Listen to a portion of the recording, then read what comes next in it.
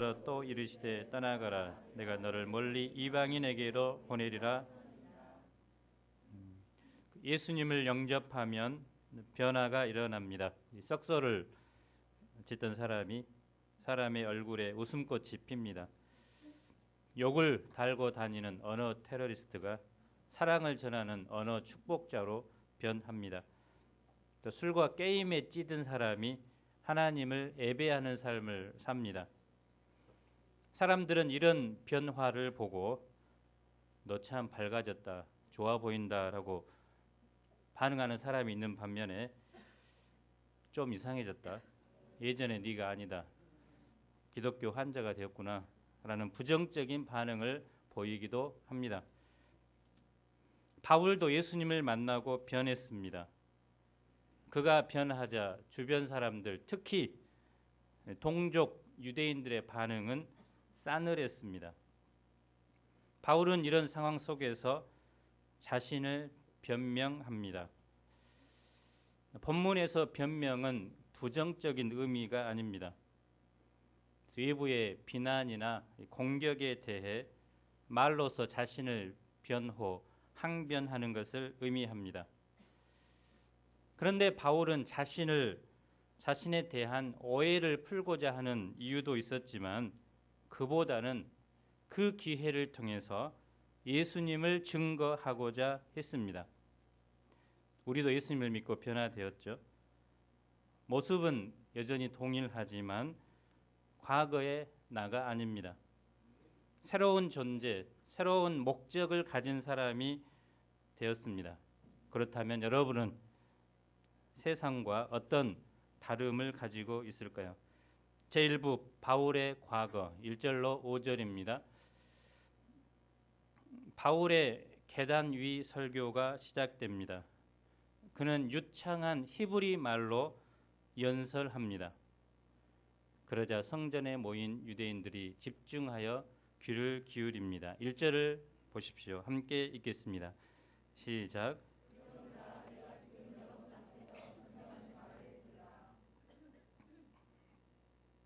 바울은 자신에게 분노하며 죽이려고 달려드는 자들, 또 욕하며 저주하며 아우성치는 그들에게 아버지와 형제들이라고 부릅니다.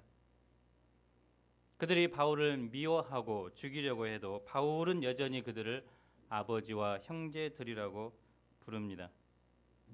아버지와 형제는 혈통으로 이어진 가장 가까운 혈연 관계입니다.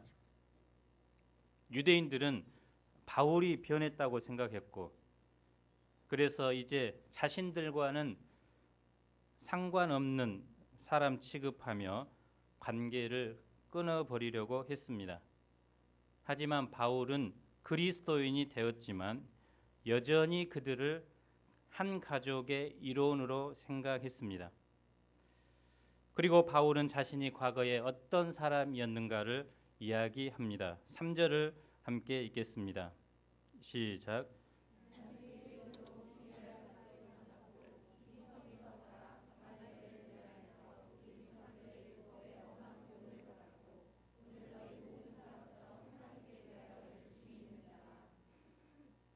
바울은 자신이 얼마나 정통적인 유대인인가를 증거합니다. 그는 길리기아 다소에서 태어났습니다. 하지만 그는 예루살렘을 동경해서 어렸을 적 예루살렘에 와서 성장했습니다. 그는 가말리알 문화생으로서 율법의 엄한 교훈을 받았습니다. 힐레르 손자 가말리엘은 당시 유대의 두 최고 학파 중 하나인 힐렐 학파를 대표하는 존경받는 인물입니다. 5장에 보면 사내들인 공회에서 그의 말 한마디에 모든 사람들이 수긍했다는 사실은 그에 대한 존경심과 신임이 얼마나 두터웠는지를 보여줍니다. 그래서 이러한 위대한 인물 밑에서 배웠다는 것은 바울의 유대교 신앙이 얼마나 철저했는가를 보여줍니다. 바울은 또한 사내들인 공회 앞에서 사도행전 23장 6절에 보면 나는 바리새인이요 또한 바리새인의 아들이라고까지 했습니다. 그의 유대교 신앙에 대한 열정은 나사렛 예수를 구주로 믿는 그리스도인들을 핍박하고 죽이는 행동으로 나타납니다. 그의 삶의 목적은 십자가에 처형된 나사렛 예수를 구약의 모든 약속을 성취한 구주로 믿는 기독교 신앙을 완전히 박멸하여 뿌리채 뽑는 것이었습니다. 그래서 남녀노소 가리지 않고 그리스도인들을 닥치는 대로 결박하고 감옥에 넘겨주었습니다. 그는 사내들인 공회에서 중도적인 입장을 취해 사도들을 박해하는 것을 중지시킨 스승 가말리엘과도 현저하게 달랐습니다. 바울의 이런 과격한 행동은 대제사장과 모든 장로들이 증인이 될 정도입니다. 그는 예루살렘에서도 모자라서 심지어는 이방 지역인 다메섹에 있는 그리스도인들을 결박하여 예루살렘으로 끌고 오고자 했습니다. 이상에서 바울의 강조점은 이렇게 요약될 수 있습니다. 저는 여러분들이 생각하는 것처럼 다른 사람이 된 것이 아니라 여전히 유대인입니다. 모세의 율법을 거스르는 사람이 아니라 오히려 모세의 율법에 대해서 누구보다도 정통하고 잘 지키는 사람입니다.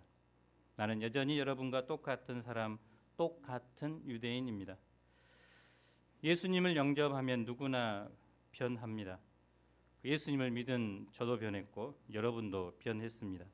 그러나 우리가 변했다고 해서 이상한 사람들이 되는 것도 아니고 더더군다나 괴물이 되는 것은 더욱 아닙니다. 한국 사람이 갑자기 미국 사람이 되는 것도 아니고 지구인이 외계인이 되는 것도 아닙니다.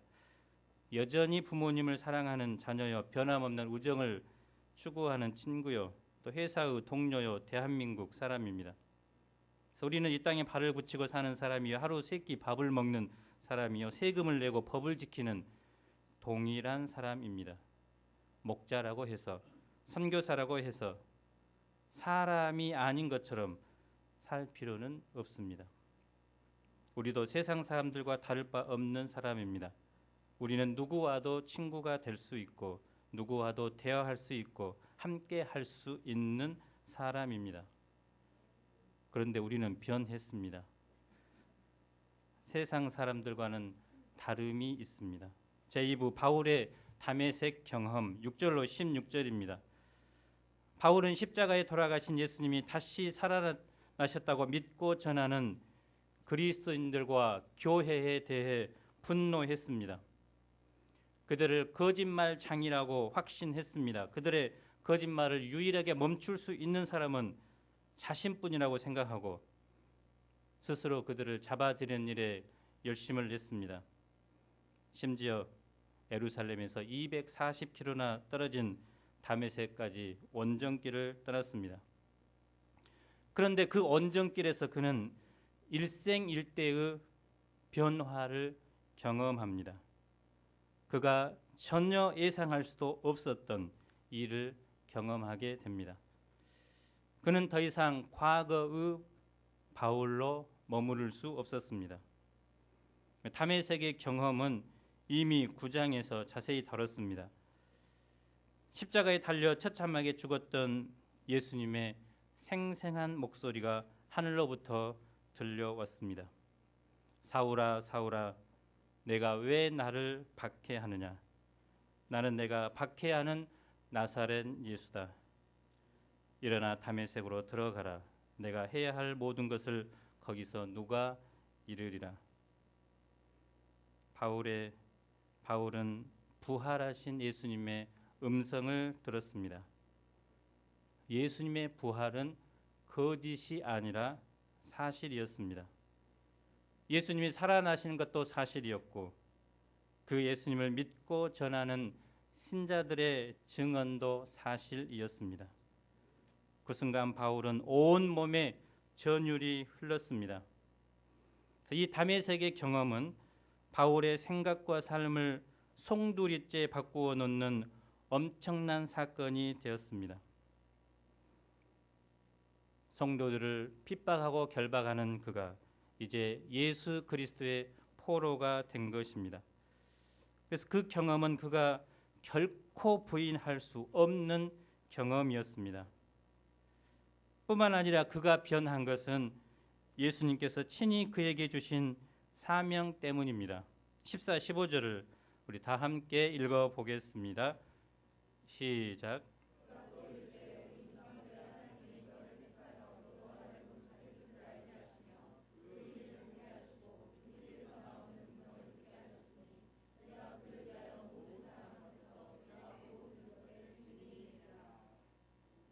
아나니아가 바울에게 일어난 다메섹의 사건을 해석해 주었습니다.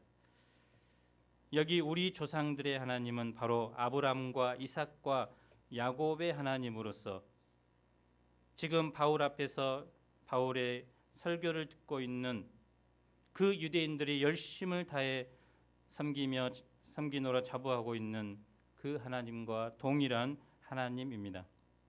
그런데 그 하나님께서 바로 바울을 택하셨습니다.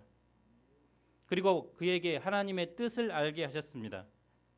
바로 유대인들이 죽인 그 나사렛 예수가 거짓 메시아가 아니라 바로 하나님께서 보내신 하나님의 아들이고 유대인뿐만 아니라 이방인이든지 예수님을 믿으면 하나님의 자녀가 된다는 것입니다. 그래서 바울은 지금까지 자기 나름대로 하나님의 뜻이라고 오해하고 주관적으로 생각하고 행동했던 데서 하나님의 뜻을 바로 알고 받아들이게 됩니다. 그는 그 의인, 즉 부활하신 예수님을 보게 되었습니다. 여기서 그 의인은 메시아에 대한 별칭으로서 유대인들이 죄인이라고 규정해서 십자가에 못 박아 죽인 그 예수님이 사실은 의인이고 메시아임을 가르쳐 줍니다. 바울은 또한 부활하신 예수님의 입에서 나오는 음성을 직접 듣게 되었습니다. 하나님이 바울을 택하신 이유가 무엇입니까? 15절을 다시 한번 읽어보겠습니다. 시작.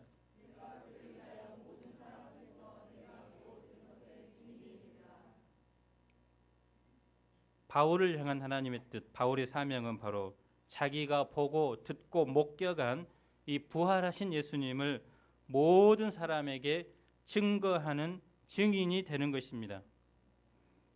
그에게 두신 하나님의 뜻은 21절에서 더 구체적으로 나타납니다. 바울은 죄사함의 증거로 즉시 세례를 받게 됩니다. 제3부 바울을 이방인에게로 보내시는 하나님 17절로 29절입니다. 예루살렘으로 돌아온 바울은 예전의 바울이 아닙니다. 그는 이제 성전에서 기도합니다. 성전에서 기도하는 중에 환상 가운데 주님의 음성을 다시 듣습니다. 18절을 함께 읽겠습니다. 시작.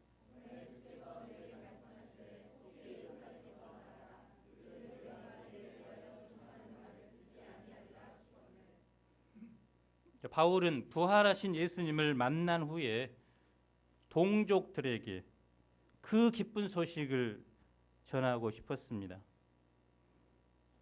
그래서 과거 자신과 같이 예수님을 거짓 메시아로 정죄하고 죽인 그 동족들이, 지금도 그리스도인들을 핍박하는 그 동족들이 자신의 변화의 증거를 통해서 예수님께 돌아오기를 간절히 바랬습니다. 그런데 이 바울의 뜻과는 달리 하나님은 바울에게 예루살렘에서 나가라고 하십니다. 바울이 복음을 전할지라도 예루살렘 유대인들은 듣지 않을 것이라고 말씀합니다. 실제로 사도행전에 보면 베드로와 또 그의 12사도들이 증거한 말씀은 예루살렘 사람들이 전했지만 바울이 예루살렘에서 복음을 전해 변화됐다는 사람은 없습니다. 바울의 뜻과 하나님의 뜻이 다른 것입니다. 하나님은 바울에게 두신 하나님의 뜻을 명확하게 가르쳐 주셨습니다. 우리 21절을 다 다 함께 읽어보겠습니다. 시작.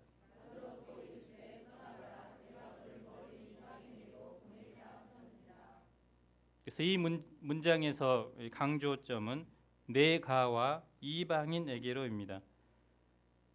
그래서 주님께서 친히 바울을 예루살렘에서 떠나서 이방인들에게로 보내셨다는 것을 말해 줍니다. 그래서 바울이 지금까지 이방인들 가운데서 사역하게 된 것은 전적으로 주님의 주권적인 명령에 근거함을 말해 줍니다. 하나님께서 바울에게 두신 뜻은 예루살렘에서 복음을 전하는 것이 아니라 이방인들에게 복음을 전하는 것입니다. 우리가 바울이 이방인들의 사도로 택함받는 데에는 여러 가지 이유를 댈 수도 있습니다. 그는 디아스포라, 흩어진 유대인으로서 본토의 유대인들과는 달리 이방인들에게 열린 마음을 가질 수도 있습니다. 또 이방 문화에 익숙했고 헬라해도 능통했습니다. 또 이방의 사상과 철학에 대하여 변증할 수 있는 뛰어난 학문적 기반도 가지고 있었습니다. 물론 이런 것도 그가 이방인의 사도로 쓰임 받는데 필요한 것들입니다. 그러나 이런 바울이 가진 은사 이전에 핍박자 바울을 이방인의 사도로 택하신 것은 하나님의 일방적인 주권이라는 것입니다. 바울의 뜻이 아니라 하나님의 뜻입니다. 바울이 이방인의 사도가 된 것은 자기가 원해서 된 것이 아닙니다. 바울의 계획과 뜻과는 상관없이 부활하신 주님의 일방적인 구원과 부르심의 은혜로 말미암는 것입니다. 마찬가지로 하나님께서는 우리를 또 여러분을 이 시대 캠퍼스 복음화를 위해서 일방적으로 캠퍼스 가운데서 또는 직장에서 끄집어 내셨습니다. 이 중에 계시는 분들 중에 내가 캠퍼스에서 복음을 전하고 목자로 살고자 계획하고 이 자리에 계신 분들 혹시 있습니까?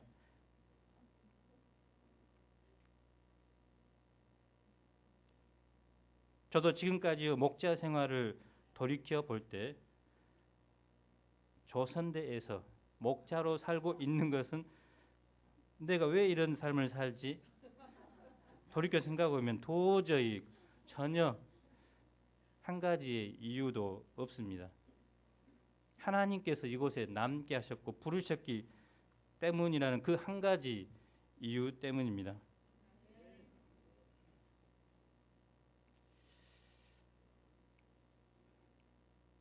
캠퍼스에 우리를 부르신 것은 바로 캠퍼스에서 예수 그리스도의 이름을 위하여 증인의 삶을 살기 원하시기 때문입니다. 그래서 우리는 그냥 목자 생활하는 것이 아니라 다시 한번 오늘 말씀을 통해서 바울에게 예루살렘이 아니라 이방인의 사도로 부르신 것처럼 내가 너를 캠퍼스로 보내리라는 이 예수님의 음성을 인격적으로 영접해야 됩니다. 내가 주니어 박마리아를 광주대 캠퍼스로 보내리라. 어쩌다 박예레미야 목자님 딸로 태어나서 많은 사람들이 이 세대를 불쌍하다고 그의 인생이 대부분 정해졌기 때문에 그러나 목자의 딸로 아들로 태어난 것은 하나님의 뜻이고 계획입니다.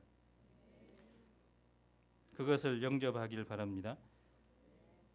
특히 주님이 보내시면 가야 합니다.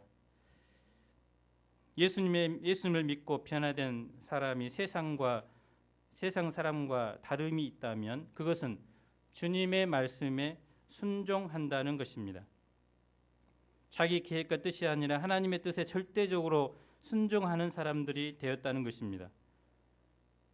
우리는 지금까지 자기의 계획과 뜻대로 살았지만 이제는 주님을 나의 인생의 주인으로 모시고 주님을 나의 왕으로 영접하고 주님의 뜻대로 살아야 합니다. 주님의 뜻에 언제든지 순종할 자세로 사는 사람이 바로 그리스도인입니다. 그래서 주님이 떠나라고 하면 떠나고 주님이 가라고 하면 가는 사람이 그리스도인입니다. 원래 여기서 동영상을 하나 보려고 했는데요. 제가 띄어는 미국에서 온 조셉 형제가 기도하는 가운데 하나님께서 한국으로 보내셨는데 나오네요. 메시지는 짧으니까 저거 하나 보려고 불 꺼주시면.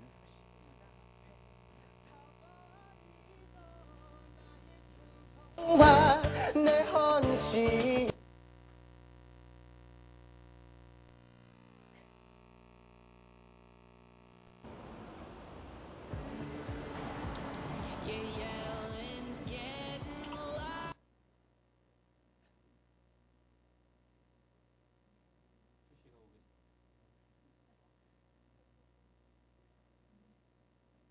비리 결코 내 맘 변치 않네. 세상 모든 권세 모든 영광 십자가 앞에 다 버리고 나의 충성과 내 헌신 내 모든 소망 오직 예수 오직 우리 주께 오직 우리 주께 오직 우리 주께 우리 같이 할까요? 오직 우리 주께 오직 우리 주께 오직 우리 주께 난 찬양하리. God bless you. God bless you. Thank you. 노래 잘 들었어요. 감사합니다. 형 불러도 돼요? 그래, 형. 아우. 감사합니다. 그래. 오랜만이다. 맞아요. 잘 지내셨어요? 잘 지냈지? 아멘. 노래 잘해. 감사합니다. 노래 한 번 더 해. 내가 노래 한 번. 없어 그 배터리 없어. 지금 배터리 없어가지고. 날이 이게 뭐야? 배터리 지금. 아, 배터리 없다고? 네네네. 아, 그래. 네네네. 어쩌나요? Joseph. My name is Joseph Butzo, born in Ohio and raised in Georgia. 한국 이름은 최준섭이라고 합니다. 4 years ago, first time I came here was to study Korean. Although I was born in America, when I'm in Korea, I feel like I have purpose. It's where I belong. Korea is home now.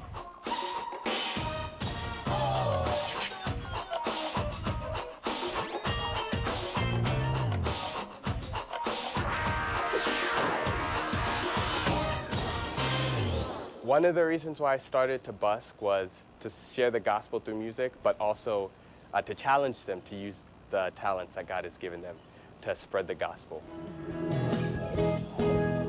눈부신 햇살 저 하늘 넘어 내게 주어진 Here we go! 자. 내 안에 기쁨의 노래 멈출 수가 없네 주님의 사랑. 저는 한국에 작년에 이사했어요. 그때부터 좀 힘든 일이 많이 경험하고 있어요.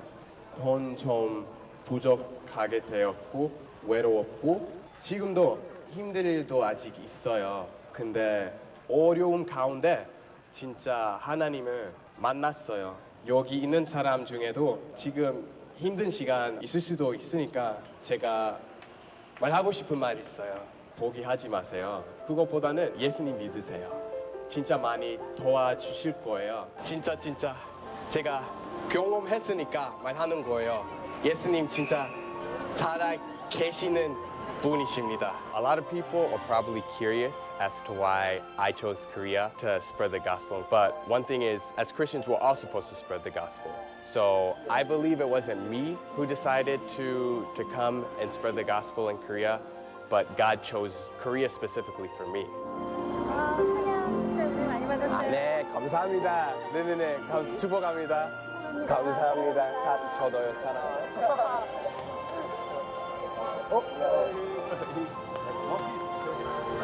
감사합니다. 예수님 믿으신가요? 기도할게요. 네, 감사합니다. 죽음도 생명도 쳤다도 하늘의 어떤 곳에도 You better get it. 아멘. 부르신 곳에서 나는 예배하네. 어떤 상황에도 나는 예배하네. 아멘. 예배하네. 부르신 곳에서 나는 예배하네. 한국말을 유창하게 하시면서 하나님을 찬양하는 모습에 걸음이 멈춰질 수밖에 없었어요. 너무 잘 부르시고 곳곳에서 하는 게 너무 좋은 것 같아요. 감격이었어요. 정말 다윗처럼 사람을 바라보는 게 아니라 하나님을 지금 바라보고 있구나. 이렇게 열정적으로 하는 분 처음 봤어요. 진짜. 저분처럼 하고 싶어요. 저는. 아무 이유 없이 자유하고 기뻐하는 거 보면서 아 저렇게 기뻐할 수 있구나. 신앙이라는 건 좀 저런 모습 아닐까. 그러니까 내가 믿는 하나님 너도 믿었으면 좋겠고 내가 이렇게 기뻐하니까 너도 기뻐했으면 좋겠어. 이런 마음. 그래서 저 친구 볼 때마다 행복해요. 복음, it's the good news. And because it's good news, it's something I want to tell everybody. I want people to know the good news. 어떤 상황에도 나는 예배하네. 부르신 곳에서 아멘. 나는 예배하네. 주님. 어떤 상황에도 나는 예배하네. 주님께 영광을 돌립시다. 아멘. 축복합니다. 아멘.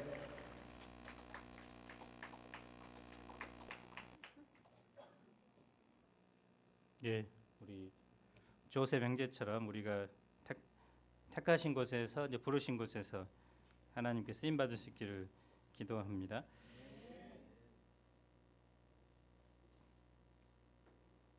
바울의 생각은 그 예루살렘이 먼저였지만 하나님이 그에게 뜨신 뜻은 예루살렘이 아니라 이방이었습니다. 예루살렘은 12사도였고 바울에게는 이방이었습니다. 당시의 유대인들은 이방인들을 개, 돼지 취급했습니다.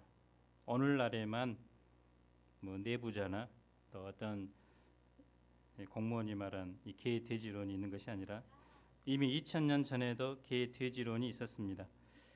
유대인들에게 이방인들은 더러운 존재, 함께 할 수 없는 존재였습니다.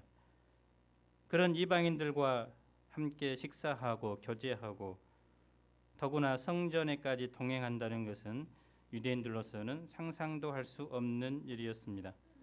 그런데 바울은 주님께서 주신 사명 때문에 그렇게 했습니다. 떠나가라, 내가 너를 멀리 이방인에게로 보내리라는 주님의 명령에 따라 그는 순수히 이방인들에게 갔습니다. 우리가 지난 시간까지 살펴본 대로 1, 2차 전도 여행을 목숨 걸고 한 것입니다. 그들에게 예수님이 그리스도인 것을 전하고 그들이 죄에서 돌이켜 거룩한 삶을 살도록 격려했습니다. 바울은 이방인들의 목자요 형제요 친구가 되었습니다. 과거에 그가 유대인 중에 유대인이요 바리새인 중에 바리새인으로 살았을 때는 어떠했습니까? 우리도 예수님을 만난 다음에 과연 이 캠퍼스 영혼들 또 직장에 있는 사람들을 혹시 나와는 차원이 다른 사람들 혹시 상관할 수 없는 개, 돼지로 여기진 않은지요? 그러나 바울은 변했습니다. 부활하신 예수님을 만났기 때문에 그리고 그분께서 주신 사명을 받았기 때문에 변한 것입니다. 개, 돼지가 이제는 친구요 형제요 동역자로 사람으로 변한 것입니다. 그는 이렇게 자신이 변한 것은 오직 예수 그리스도 때문임을 동족들에게 전합니다. 바울은 이 증거를 통해서 동족들이 자신을 이해해주고 받아주고 그들도 바울의 변화에 관심을 갖기를 바랐습니다. 궁극적으로 그들 동안 자신이 경험한 예수님을 만나고 변화되기를 바랬습니다. 우리도 내가 변한 것은 다른 이유가 아니라 오직 예수님 때문임을 말해야 합니다. 또 그렇게 증거하는 것을 주저하지 말아야 합니다. 9월 한 달간은 하나님 사랑 팀 전도 축제입니다.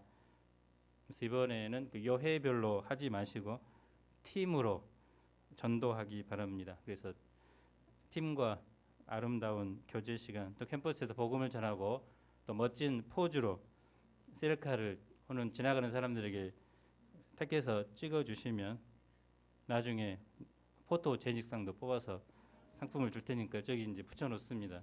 유지수 목자님이. 그래서 내가 만난 예수님을 증거하는 삶을 살 수 있기를 기도합니다. 또 다음 주에 추석 연휴 기간인데 가족들, 친지들에게도 바울처럼 내가 만난 예수님을 전할 수 있기를 기도합니다. 바울은 담대하게 자신의 경험을 기초로 복음을 전했습니다. 그런데 유대인들은 도저히 더 이상 바울의 말을 들을 수 없었습니다. 특히 하나님께서 이방인을 구원하고자 그를 이방인에게로 보냈다는 대목에서는 더 이상 참을 수 없었습니다. 이러한 자는 세상에서 없애버리자, 살려둘 자가 아니다.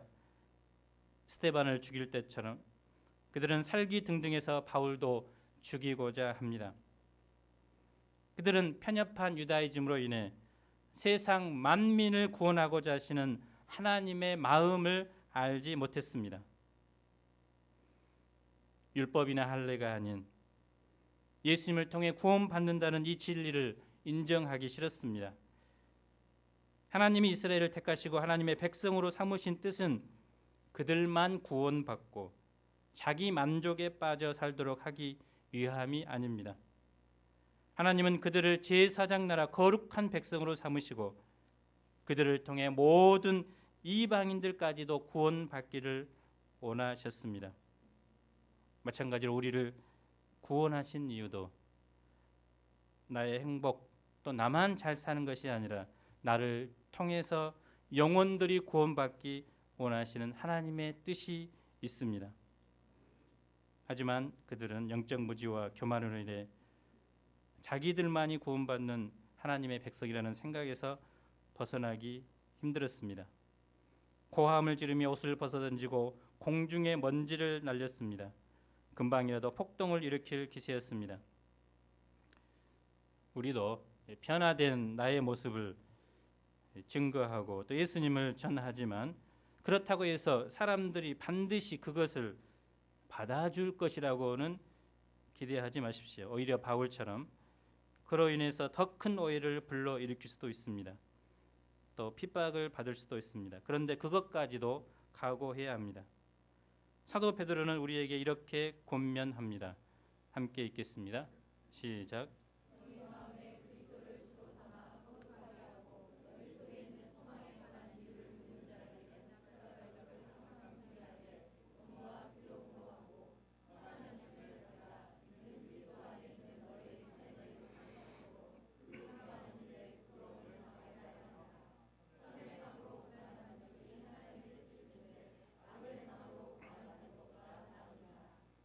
그래서 우리는 항상 대답할 것을 준비해야 됩니다. 언제든지 또 누구를 만나든지 대답할 것을 준비해야 합니다. 우리는 예수님을 주님으로 모시면서 내가 다른 사람들과 다르지 않는 것은 무엇이고 또 다른 점은 무엇인지 늘 해명할 준비를 가지고 사는 그리스도인입니다. 하나님의 뜻은 그리스도가 전파되는 것입니다. 때로는 우리의 증거를 통해서 오해가 풀리고 예수 그리스도가 전파되기도 하고 때로는 갈등이 더 깊어지는 고난을 당합니다. 그러나 만약 우리가 그렇다고 해서 세상 사람들과 똑같이 되고자 악을 행하거나 또 세상 사람과 동일하게 된다면 예수님의 이름은 땅에 떨어지게 됩니다. 그래서 우리는 가정에서, 직장에서, 또 캠퍼스에서 믿지 않는 사람들과 언제든지 어울 수 있는 같음과 또 그들과 하는 다른 그리스도인의 본 모습을 보여줘야 합니다. 참부장은 바울을 병영 안으로 데리고 들어가서 사람들이 그토록 분노하고 소리 지르는 이유가 무엇인지 채찍질해서 자백을 받고자 합니다. 바울은 채찍에 맞아서 죽을 수도 있습니다. 하지만 이때 바울은 로마 시민권이라는 최후의 카드를 꺼냅니다. 너희가 로마 시민된 자를 죄도 정하지 아니하고 채찍질할 수 있느냐. 그래서 만일 바울이 계단 위에서 연설하기 전에 참부장에게 로마 시민이라는 사실을 미리 알렸다면 상황은 달라질 수도 있었습니다. 아마 유대인 앞에서 연설할 기회조차 갖지 못했을 수도 있습니다. 바울은 어찌하든지 유대인들에게 그 예수님을 증거할 기회를 얻고자 했기 때문에 지금까지 로마 시민임을 감추었던 것입니다. 그래서 바울이 로마 시민임을 밝히자 신문하려던 백부장은 곧장 참부장에 달려가서 보고합니다. 결론적으로 하나님께서는 핍박자 바울을 찾아오셔서 그를 구원하시고 이방인의 사도로 세우셨습니다. 하나님은 오늘날에도 우리를 택하시고 캠퍼스 목자로 세우시고 구원 역사를 이뤄 가십니다. 우리는 각자 삶의 현장에서 예수님을 믿는 다름의 인생을 살아야 합니다. 그것은 내가 만난 예수님을 증거함으로 가능합니다. 신학기 우리가 사도 바울처럼 내가 만난 다메세그 예수님을 증거하는 삶을 살 수 있기를 간절히 기도합니다. 특별히 추석 연휴 기간 우리의 동족이라고 할 수 있는 가족, 친지들에게 바울처럼 내가 만난 예수님의 이 은혜를 증거함으로 그들도 구원받을 수 있기를 간절히 기도합니다. 요절 말씀으로 21절을 같이 읽겠습니다. 시작. 나더러 또 이르시되 떠나가라 내가 너를 멀리 이방인에게로 보내리라. 하나님 아버지, 사도 바울처럼 과거 하나님을 모르며 또 죄로 인해 죽을 우리 인생들을 다메섹 도상에서 찾아오시고 이제 부활하신 예수님을 만날 뿐만 아니라 이 부활의 주님을 증언하는 증인의 삶을 살게 하신 것을 진실로 감사합니다. 우리가 거하는 삶의 현장, 가정, 캠퍼스, 직장에서 그들에게 바로 예수 그리스도를 증거하는 다름의 인생을 살 수 있도록 축복해 주시기를 간절히 기도합니다. 나를 보낸 그 자리가 바로 하나님을 택하신 자리요 부르심의 자리인 것을 깨닫고 우리가 9월 한 달간 이 캠퍼스에 주님의 생명의 복음을 증언함으로 영혼들이 살아나는 또 구원받는 역사가 풍성히 일어날 수 있도록 축복해 주시기를 간절히 기도합니다. 예수님 이름으로 기도합니다. 아멘. 모두 일어나서 찬송 310장을 부르시겠습니다.